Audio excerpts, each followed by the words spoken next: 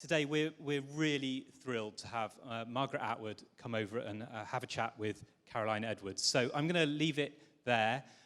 Please give a warm welcome first to Caroline Edwards, who's going to be taking this discussion. Thanks very much.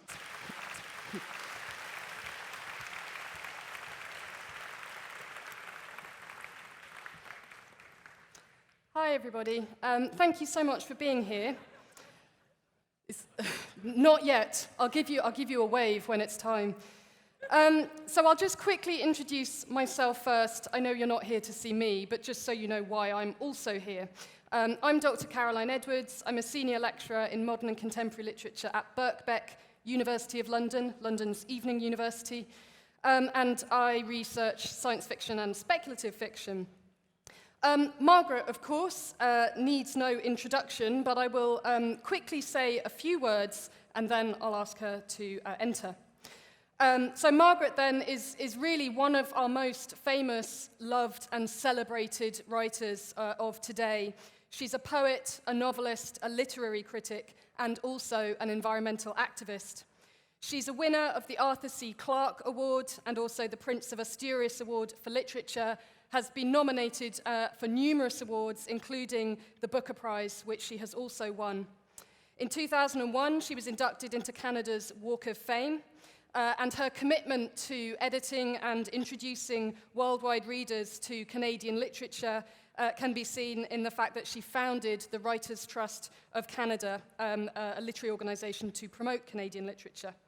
And I think, appropriately enough for today's audience, Margaret, we shouldn't forget, is also the inventor of the long pen and the technology. So this is basically a robotic pen whereby she can sign books for people around the world. So please join me in giving a very, very warm welcome to Margaret Atwood.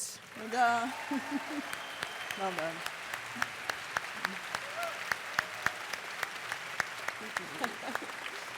So we shake hands?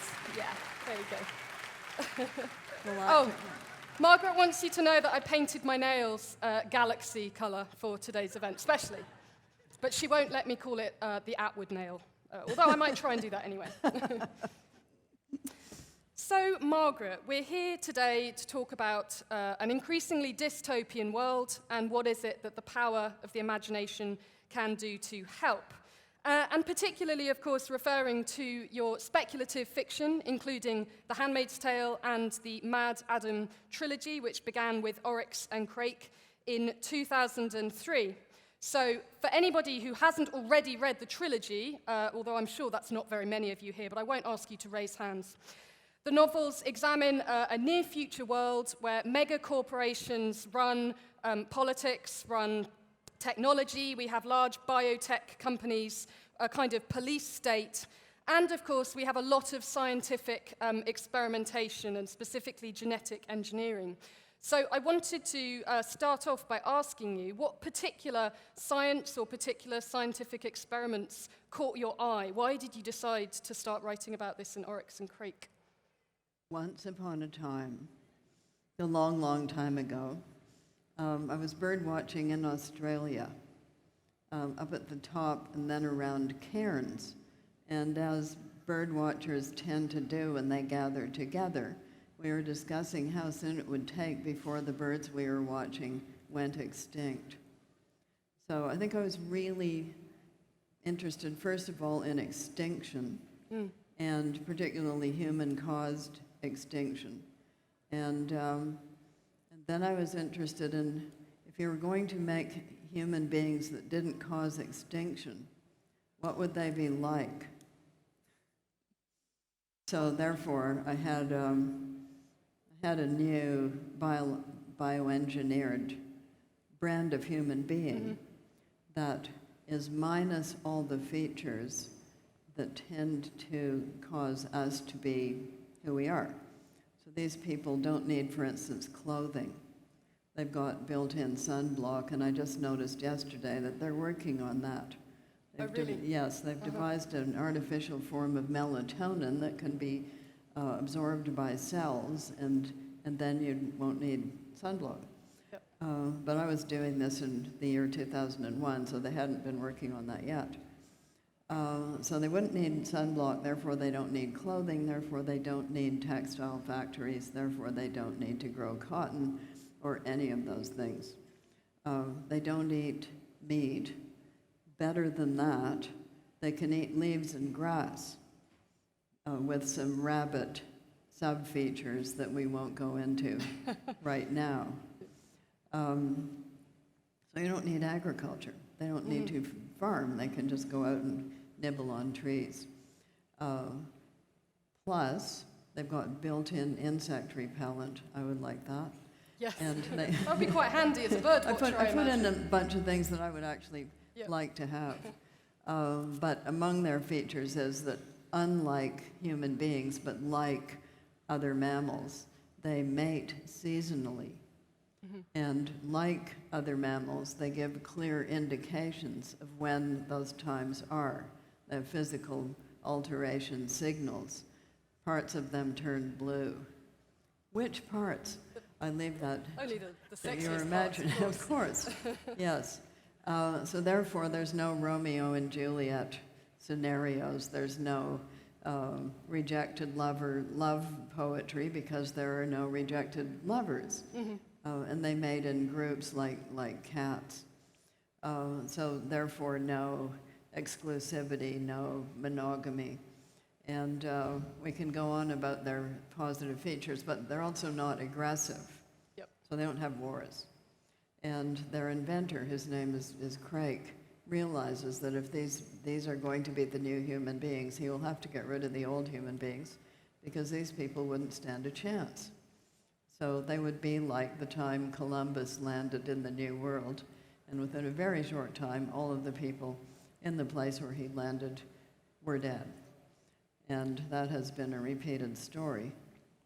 So you see them like kind of indigenous, innocent sort of creatures. Well, they're certainly innocent. Yep. He tries to make it so that they don't have symbolism, but he fails with that. So that's the genesis of the idea. It came out of thinking about extinction. Sure. And I mean, it sounds like it must have been quite fun to kind of your own little utopian experiment as a writer to create this improved upon form of humanity. Well, improved upon from some people's point of view. Sure. You would find them quite boring to hang out with because they don't have any of the usual topics of conversation.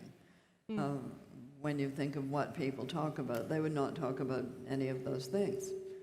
So maybe, are you prepared to sacrifice world literature and art and music and everything else? Unrequited love. An unrequited love. Are you prepared to sacrifice? I'm not. I don't know about you. No, I don't think so. I mean, what would you have to talk about over coffee? Yep. The badness of your recently badly behaved boyfriend. I mean, what? And you wouldn't need coffee in the first place. No, You'd you just be wouldn't. You munching just leaves. launch into it.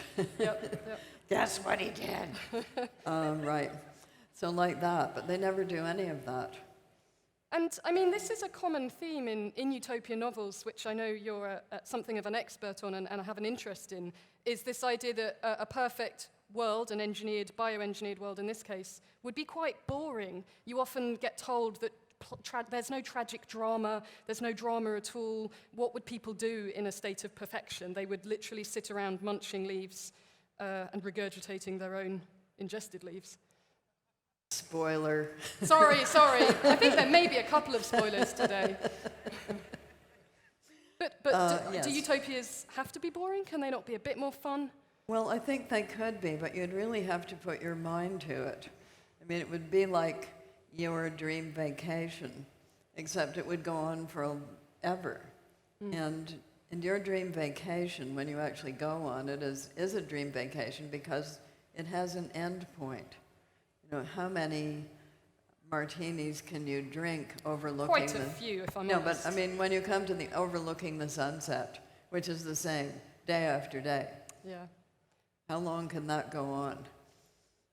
And indeed, alcoholism is a feature of the books, with the protagonist Snowman, who's scavenging for all he's worth Well, to he's find an the last old-style human quartz of being, Scotch yes. and- Yeah, so he's not only quite bored with these people, but he's become their caretaker faute de mieux. So he is really feeling quite bad about the apparent extinction of the entire human race, as one might. Yeah, possibly. Sort of Mary Shelley's The Last Man retold from a kind of comic perspective, perhaps. There have been a couple of Last Men. In fact, I think Jack London wrote one. Yep. But they didn't provide new, improved, bioengineered people. So I think I'm actually jollier than them. Oh, that's one up to Margaret Atwood. I think I'll mark that one up. Yeah, much more optimistic. At least we have a replacement. Yes. If I could just sort of move back to the science, after all, that is what we're here to talk about. So in this world, and I apologize, there will be some spoilers, there are not only these genetically engineered humans, known as the Crakers, after Crake, the inventor, but there are also a number of transgenic animal splices. Would you like As there to would be. say a little and more as about there that? already are. There are, aren't there? Yeah, Yeah, but not so many when you were writing in the early 2000s. No, but some of them already existed. The spider goat that was making Canada, silk yeah. already existed, and so did the glow-in-the-dark rabbit. So I was actually speaking to a convention of geneticists, and I made up, I gave them 10 examples, 7 of which were invented and 3 of which were real, and got them to vote. And they actually couldn't tell. Wow. They couldn't tell. I thought the sheep with that could grow human hair would actually be quite good. Right. Yeah, you could get it sort of keyed to yourself if you happen to go Yeah, bald. an endless source of human hair wigs grown on the back of a Well, sheep. I mean, not who only doesn't that, want one of those? Transplants, because if it was your DNA, you could just get it stuck right onto your head. There wouldn't be any rejection of your scalp. Yes. Yeah. Think of the possibilities. I have been thinking of the possibilities, particularly in preparing for today's talk. I mean, I did want to think a little bit about transgenic science. As you rightly say, in the late 90s and early 2000s, it was developing. But since your novels, or since Oryx and Crake has been published, CRISPR has come along, making it all a lot easier. Yeah. So you're, I'm sure, about to ask, how come I know this stuff? Margaret Atwood can see the future. Yeah, but what it's you very were about difficult to to ask. interview her. Yeah. So yes, how do I know this stuff? Because it's not, usually novelists aren't too interested. They might be if they're writing sci-fi, but that tends to be more about robots, does it not? I'm not sure I want to go there. I mean, there are all kinds of different ways of thinking about science fiction, but I know that you in particular prefer the term speculative fiction. For some of what I write, for instance. Yes, yeah, absolutely. Yeah, Handmaid's Tale definitely is speculative fiction, because nothing in it that doesn't already exist, whereas science fiction, you do expect some invention. Yep. So with Oryx and Crake, it was pretty close to the edge, but I still didn't allow myself to propose anything that was not technically possible. Yep. And that goes way back into my childhood because I grew up with the scientists and my brother is one. So I knew that if I strayed into something that was really not possible, I would hear about it. And is it true that he read through some early drafts of Oryx and Crake? No, he read through the book once it was out there, and here's what he said. He is a man of few words. He said, "I think you did quite a good job with the sex. But I'm not so sure about the cats." Why is that? Because my Crakers can purr like cats. And I proposed at the time that purring was a self-healing mechanism, and science has vindicated me since that time. It's another one to mark up for telling the future before it happens. No, well, I knew they were working on it. Yeah. There had to be some reason for purring. And the key was that cats will purr if you take them to the vet and they're going to get a needle, and they know it. Besides biting the vet, they will also purr. Yeah, so they can purr out of fear. So it's sort of pre-self-healing purring. And it leads to some pretty comic scenes of the Crakers attempting to heal Snowman in particular by Yes. in Extra sort of strong purring. purring over his foot, Yeah. his Yes, infected well, foot. Yes, well, as one would. It's a sort of like laying on of hands, but it's laying on of Sure, purring. yeah. And they've also since discovered that if you have a really bad migraine headache, if you put a purring cat on your head, Oh, it's really right. quite a help. They Yeah. they don't tell you how to Does make it come with a little attachment stay strap, there. chin Yeah, well, strap, I was maybe? thinking more like a hat. Yeah, yeah. Like the cat in the hat on your Yeah. head. Entrepreneurs. I give you this idea. Can we call it the Atwood hat cat? Cat hat. Someone is bound to do that. I think they might, especially after today. Yes, there are a number of cats named after me. They are called Margaret Atwood. Of course they are. So, I mean, I was kind of wondering, obviously transgenic experimentations, and especially as you rightly say, since CRISPR and since gene editing techniques have become so sophisticated that, you know, genes from one animal can be passed through other animal forms 3 or 4 times before they reach their final host. And this opens up all kinds of possibilities for medical research, for, you know, human clinical trials, and also for, you know, health, And for public health and for purring. issues, as well as purring, let's not forget.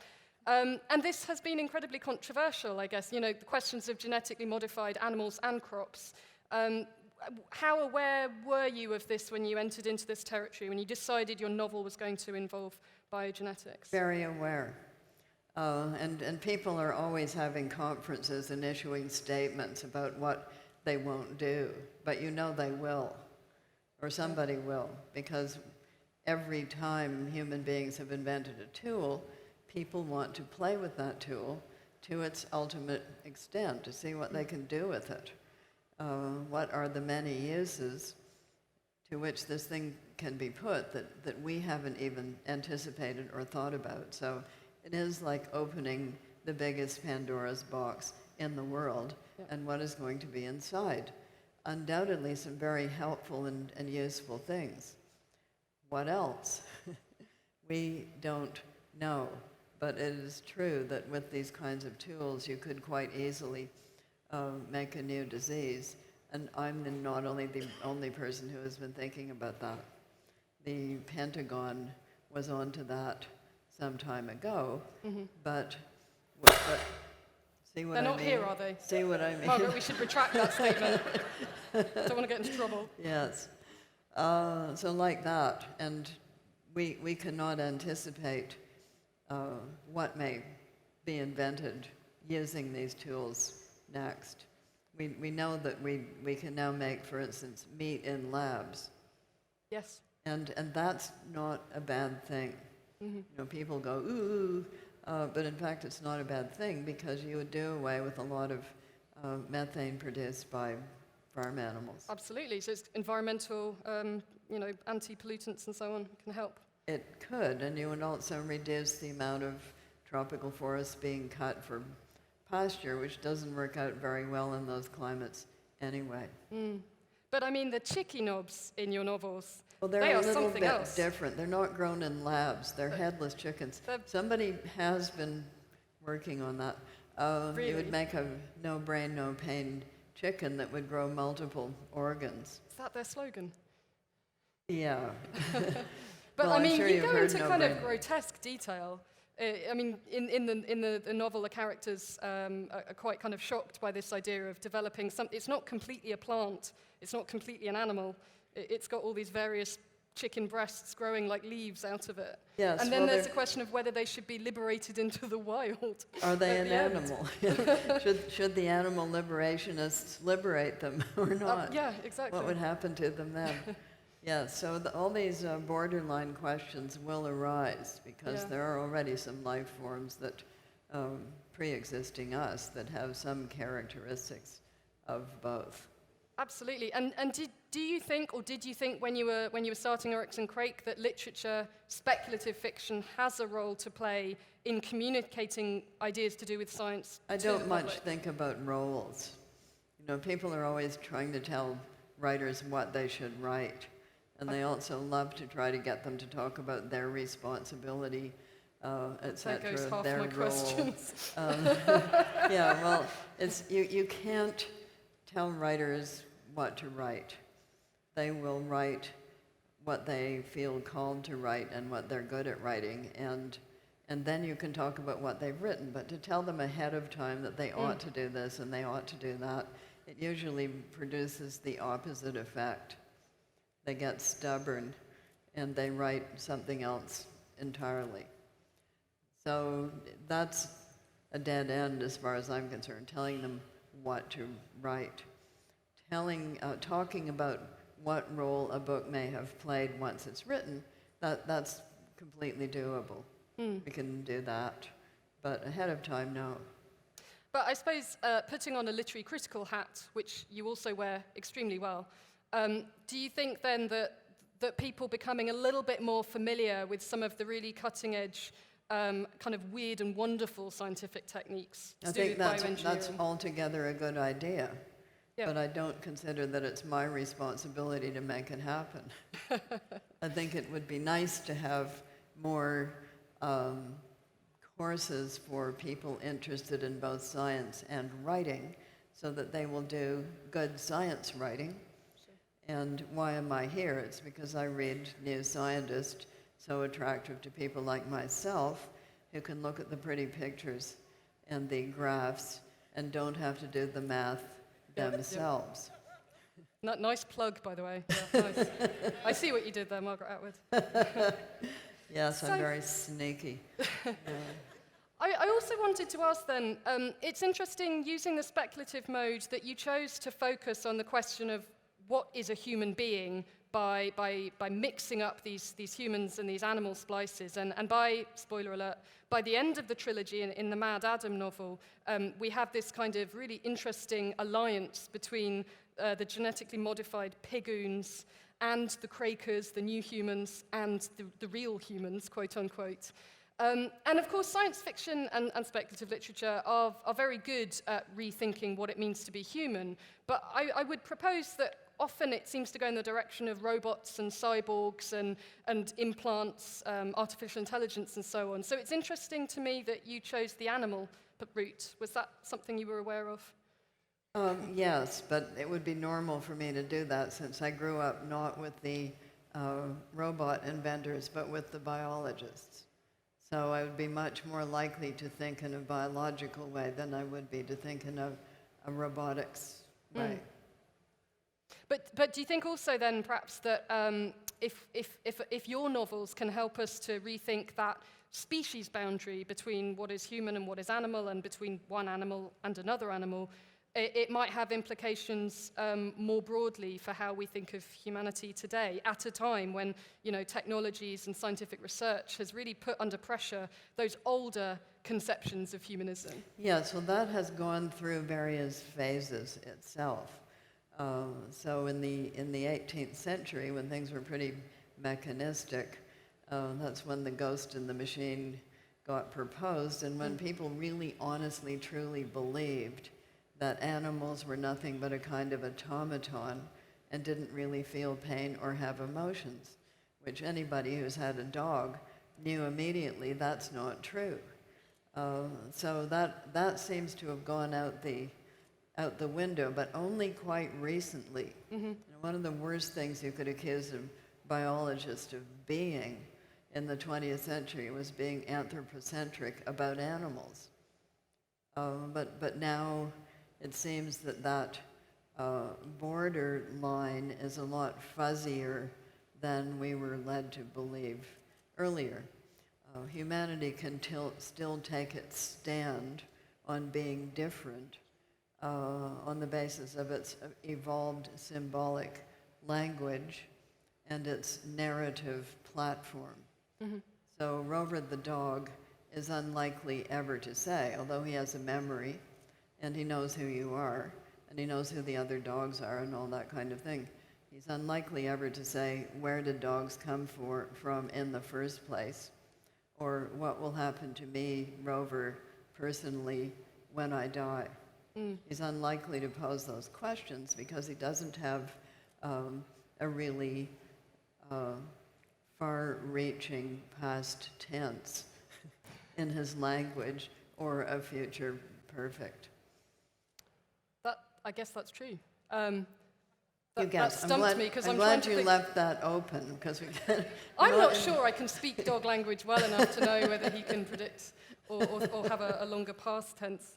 I mean, I suppose it's also interesting, isn't it? Because by the time of the Mad Adam novel, the third in the trilogy, actually the Crakers do start to develop some symbolic trends. They've got them in the first one when they make a replica of That's right, Jimmy yeah. Snowman to try to invoke him. So they already are thinking symbolically then. And by the end, of course, they're thinking more symbolically. But the test for any species being different is, can it interbreed with another species and have viable offspring that can also reproduce? Yep. And we don't quite know the answer to that at the end, but we know part of the answer. Yes, yeah, exactly.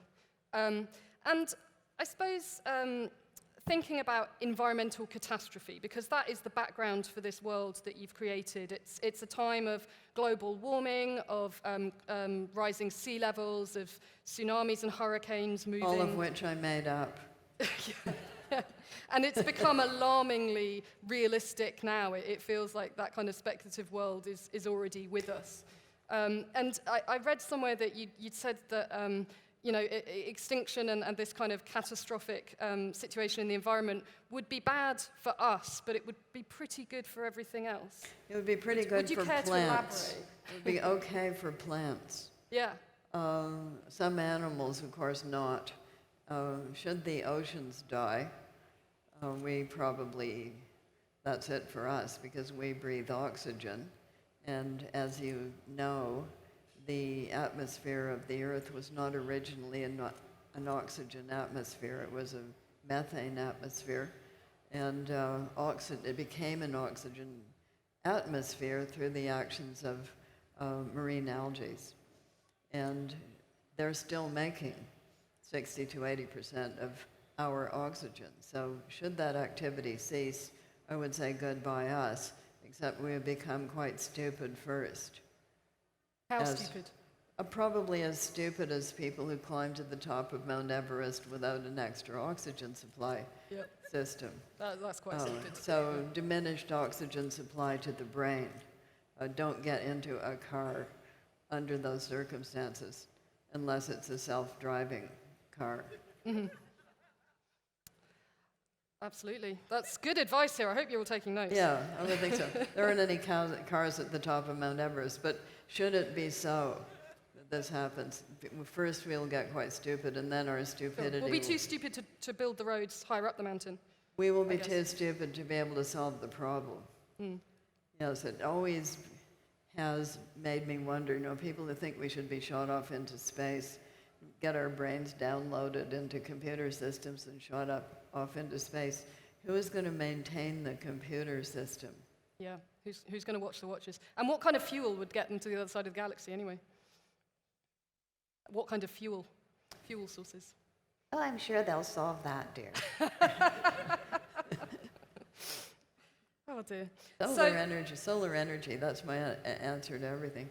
But I think it's really interesting. I mean, your novels have over the period of this trilogy. Then we've seen so many more fictions in the 21st century dealing with questions of apocalyptic decline. So when I started, there was hardly anything. Yep. And now it's like a deluge. You've set a trend. It is a deluge, and a lot of the deluges are about deluge as well. Yes, a lot of deluges are about deluges, and we've just had some deluges. We have, yeah. Yeah. Writing about flooding in this day and age does feel quite uncanny, I have to say. Yeah, well, inflatable rubber rafts. Everyone should have one in their cellar. Get out the raft. It's the deluge. So I'm gonna throw a quote at you, see how you respond to this. You've been referred to as speculative fiction's apocalyptic optimist. And what do you say to that? Do you think that speculative, apocalyptic, dystopian, utopian fiction can maintain that kind of hope? Okay, let's talk about what novels are to begin with. Please, yeah. So if you're going along with a novel, and you get to page 72, and then everybody in the novel is wiped out, and it's blank pages from then to page 350. Your readers are going to get quite annoyed. They want their money back. Could it be a kind of write your own finish to the novel? Yeah, so it's generally true about novels that there's somebody left over at the end. Yeah. So in that way, they're sort of inherently optimistic, are they not? Yeah, so I guess even how you Moby look at it. Dick, Yeah. you know in the first sentence, which is call me Ishmael, present tense, that at least one person is going to survive this fatal voyage, and indeed one person does, and who should it be but Ishmael? Because he told you in the first sentence that was going to happen once you think about it. You do then think about why do we have to call him Ishmael? That's not his real name. And why Ishmael? So it's a pretty tight first sentence. Sure. But they all have somebody left at the end. So I think that's a function of novels. And I don't think it's necessarily inherently optimistic of me particular to have that happen, because if you think of all of them, all of these catastrophes, dystopias, etc., they usually, unless they're a sci-fi short story in which somebody's dying in outer space, they usually have somebody left. But I suppose you could twist that around and say you decided to write these as novels, not poetry or comics, which of course or an opera, which indeed you've helped to write. Or non-fiction. Or non-fiction. Yeah. Well, I'm a novelist. What can I say? Simple answers are the best answers, don't you find? It is what I am. It is what it is. Oh dear. Do you think then that the vision that you started back in 2003 has become more relevant? No kidding. Yeah, it has. Yeah, I wish not. Yeah. You know? I don't think you write these kinds of books hoping they'll come true. You write them kind of hoping they won't come true. But all of this age that we're in, Club of Rome wrote a report in 1972 that predicted it all. They said, if we keep on doing this, and this will be the result. And we did keep on doing all of those things, and this is the result. So people have been thinking this way for a very long time. It's not particularly new. Yep. And Crake, of course, the scientist inventor at the heart of the story, is preoccupied with saving the world from the problems, as he sees it, of overproduction, of overpopulation, of hyper-capitalism. I think he wants a second chance for humanity. Yes. But it's one of those catch-22 things in which you can't really give humanity a second chance without getting rid of humanity, if you see what I mean. Yeah. Yeah, I mean, I hesitate to say I've thought of it, but yeah, absolutely. And Crake, as a scientist figure, of course, he comes along in a long line of sort of prestigious literary forebears. I'm thinking particularly of Victor Frankenstein from Mary Shelley's novel, H.G. Wells's vivisectionist, Dr. Moreau, Lovecraft's Herbert West, Reanimator, or Rotwang, the inventor in Metropolis, the Fritz Lang film. Yeah, but all of those are pretty, except for Victor Frankenstein, who really does think he's making an improvement. And he really wants to impress his scientific buddies, right? The university types. Yeah, that too. It's a common academic problem, let me tell you. Yeah, is it? Apparently, I guess I wouldn't know. Yeah, I guess so. They said it couldn't be done, but look, yeah, like that. But you must obviously have had in mind, or been aware of at least, the way in which these scientists very aware, but have I don't think portrayed. of Crake as being crazy, the way some of these other people kind of are. Yeah. So he's not a monomaniac of the same kind. I would say he's a more systemic thinker. A sort of rationalist, if He's you will. pretty rational. Yeah, but he's not without his own nightmares, as we, no spoilers, discover. Yes. A little bit of backstory there to Crake. And do you think that the way in which scientists sometimes get presented in fictions, such as the literary examples I've just mentioned and filmic examples, can be quite technophobic.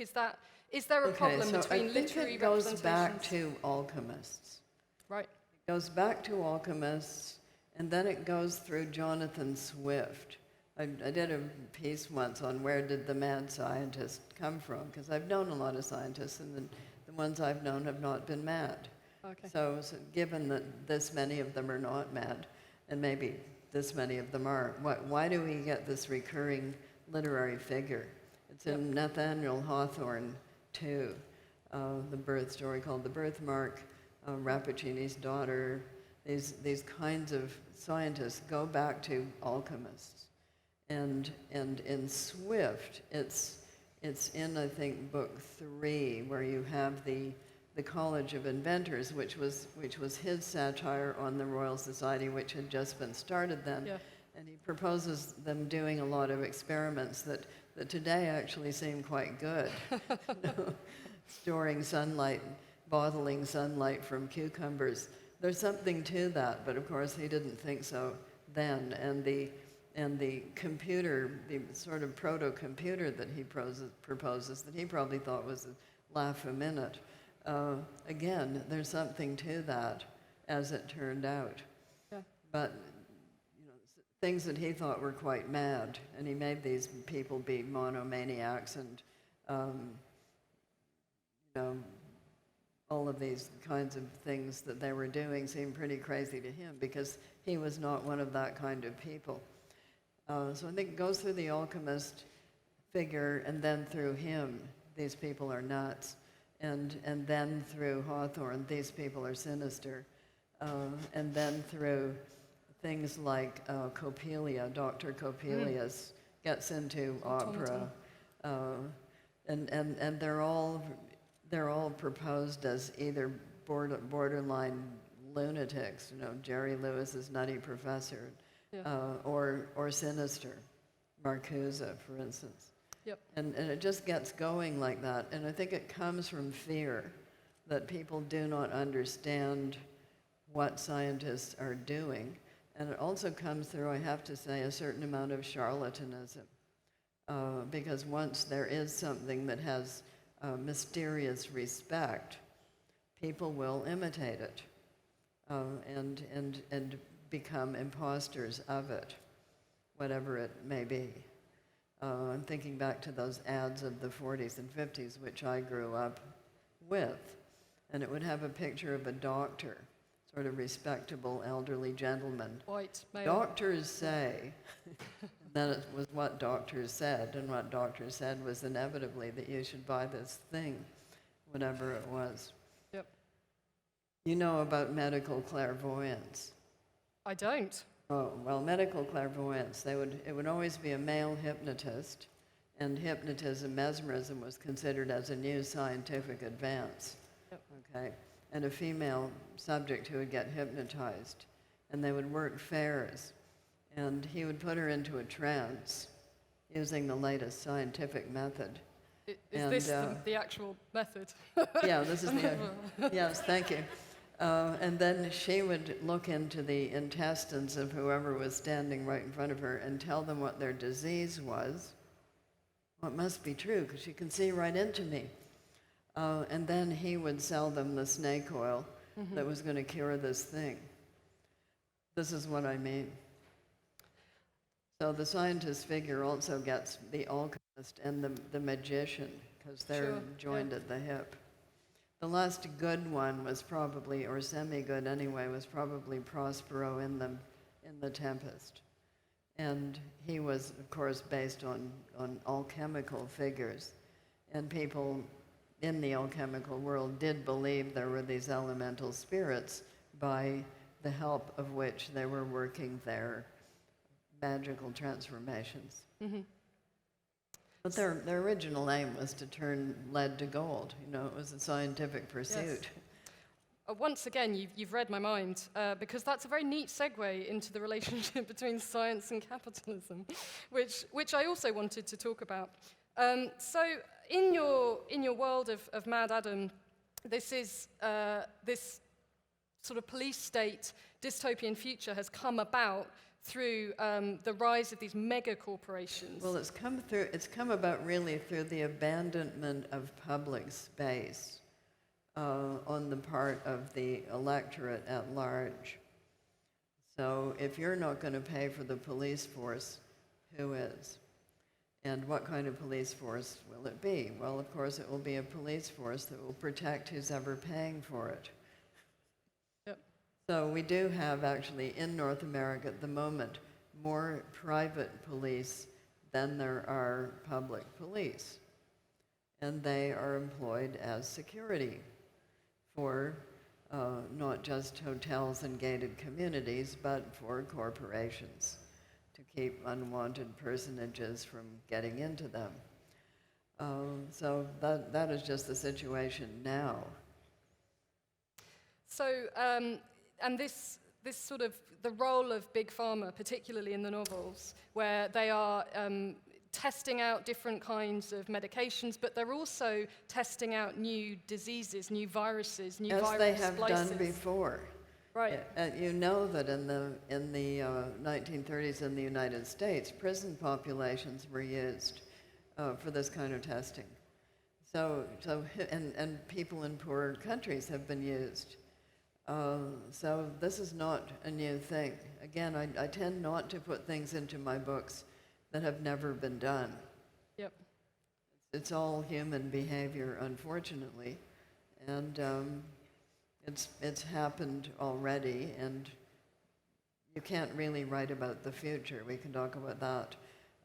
There isn't any the future. There are a number of possible futures, but there is no the future. Nobody has been to the future and come back with the key to the stock market as they would.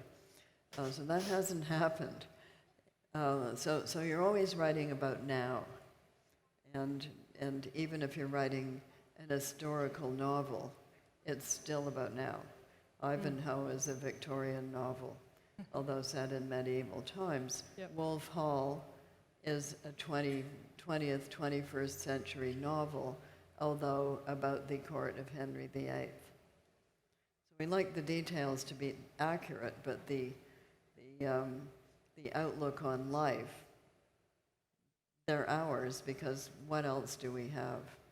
Yes, yeah, of course. And coming back to questions of science, I mean, how do you think people respond to the depiction of science in your books? Do you think that science becomes blamed for the unforeseen consequences? Yeah, there's no point blaming science. I was hoping you'd say that. Science is a human tool. It's a tool. It's something that we invent, and any human tool can be used for good purposes, bad purposes, and stupid purposes that we haven't anticipated. And that is true of all of them. You know, you can say that about hammers. It's a tool. It's lying there on the table. Mm-hmm. So you can pick it up, you can build a house with it, you can kill your neighbor, and then you can use it for something else that I haven't thought of yet. Hammer throwing, I think they have contests. Don't they do that in Scotland already? Yeah, I think so, yeah. They're quite large hammers. Or, you know, it could be a prop in a statue of Thor. Whoever invented hammers didn't think of that at first. Sure, yeah. Took a lot of hammer throwing to figure that one out. I mean, do you think then that that in your novels, this kind of combination of scientific research being concentrated only amongst big pharma, powerful drug companies with their scientists and gated communities? Talk to any blue sky researcher if there are any left. You know?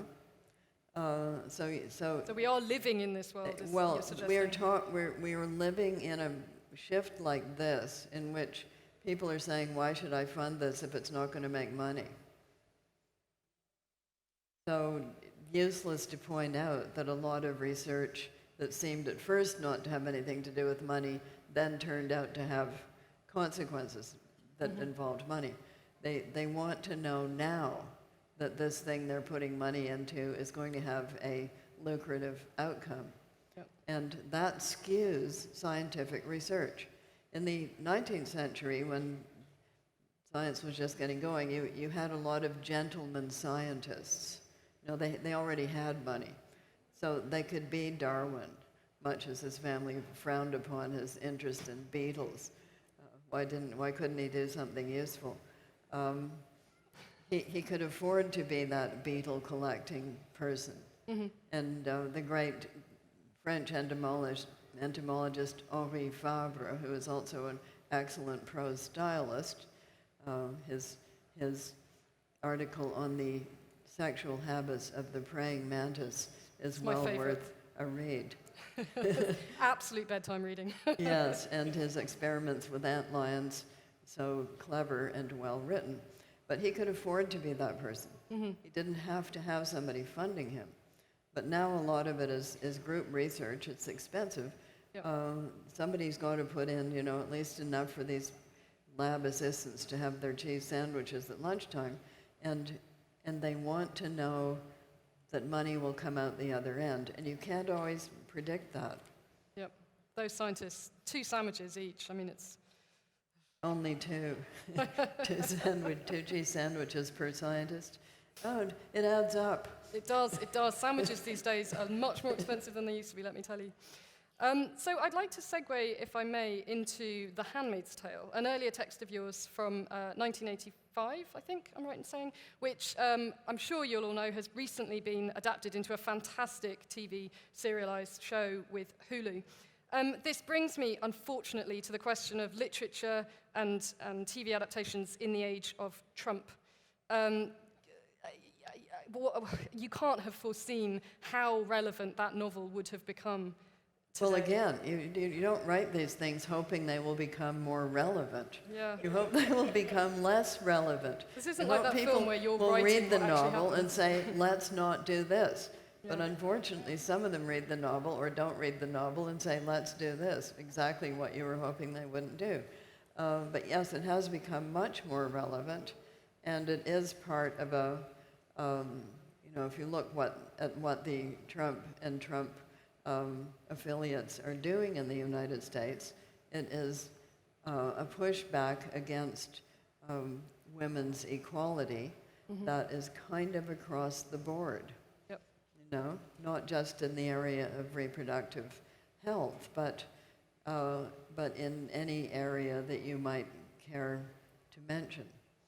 So it is true in society that you'll get push and then you'll get push back, because when you get the French Revolution, not everybody likes the result of that, and then you get Napoleon, and then you get the Second Empire. All those big boulevards. Yes, Yeah. but some of the effects of the French Revolution nonetheless remained. However, every Bastille Day, there are some people who don't celebrate that because heads rolled. Yep. Quite a few heads rolled.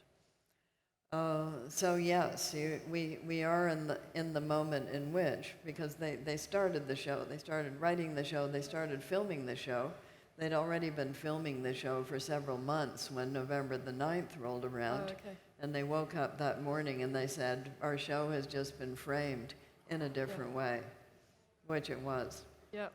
So had Hillary Clinton won the election, the show would have been viewed differently. Would have been the same show, but it would have been viewed as, phew, we dodged that bullet. Yeah. Whereas after November the 9th, it was viewed as, we didn't dodge that bullet. Yeah. And that is why you have people dressed as handmaids sitting in state legislatures, the perfect protest. You can't kick them out. They're not saying anything. They're just sitting there.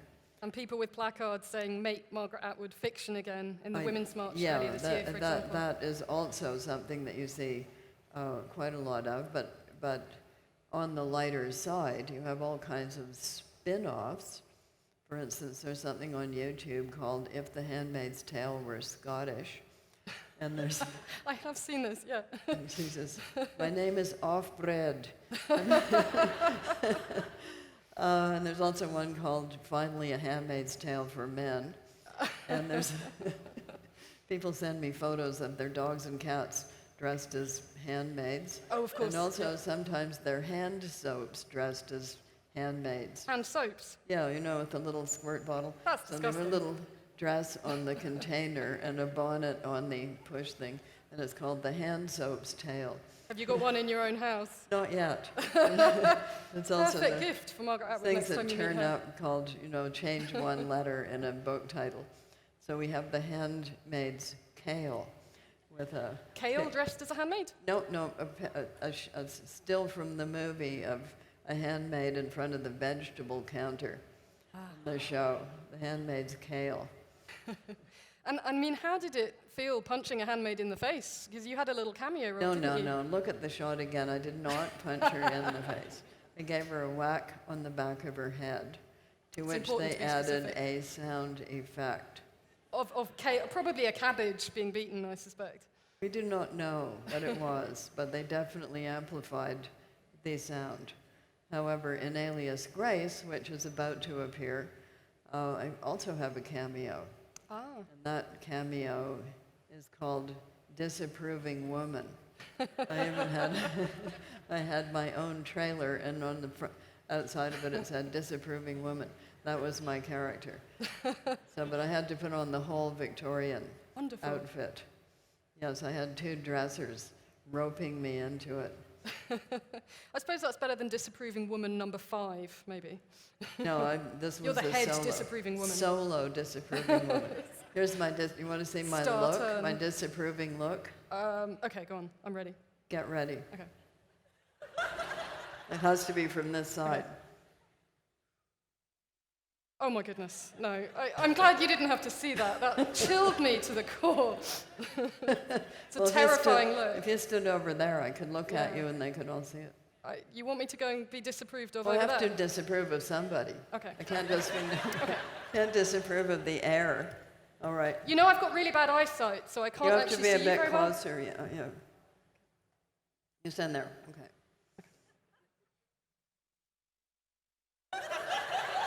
Oh. Withering.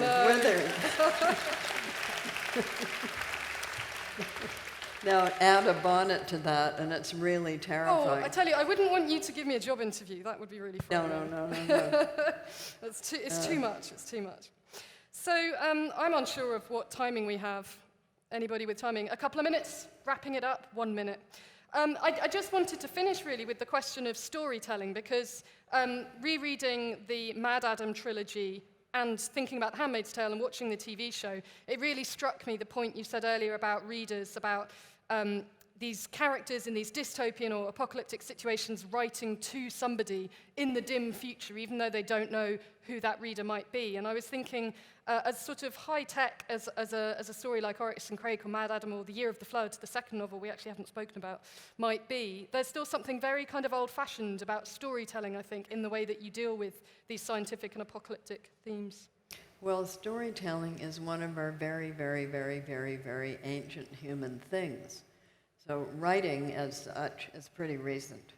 It involves a whole different set of brain activities. And it might interest you to know that reading for the brain and writing for the brain are 2 separate functions. So you can have a brain injury such that you can still write, but you can't read what you've written. It's very rare, but it can happen.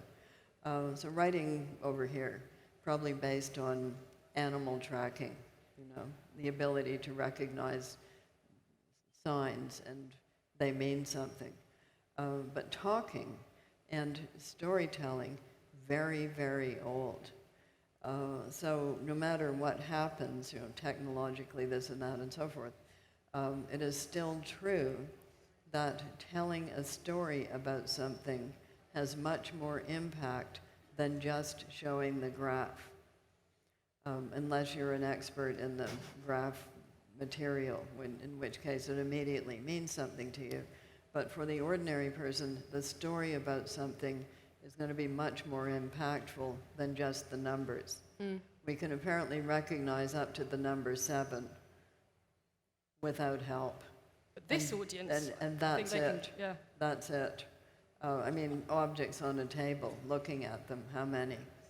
But language is much more complex and has been there for a lot longer than algebra.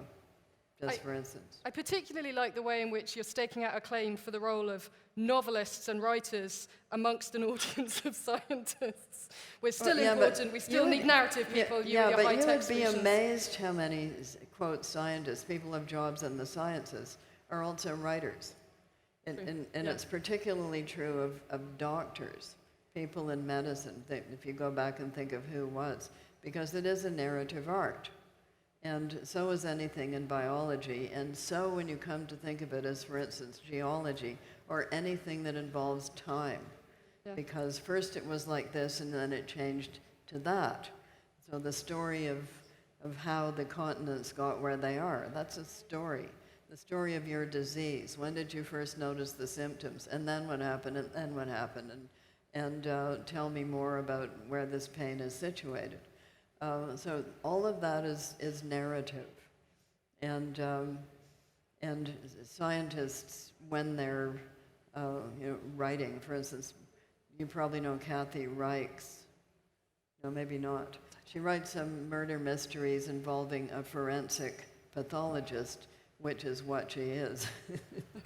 Yeah, she once took me on a tour of the pathology lab in Montreal, in which we saw bits in bottles and this and that and what they meant. And then she said, how would I like to have lunch in the cafeteria?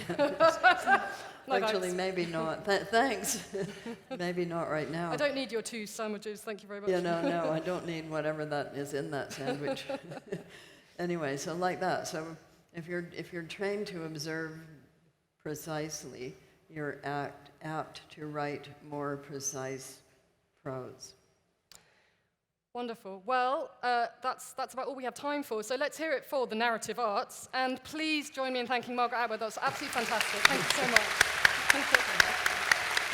Thank you. Well done. It was a real pleasure.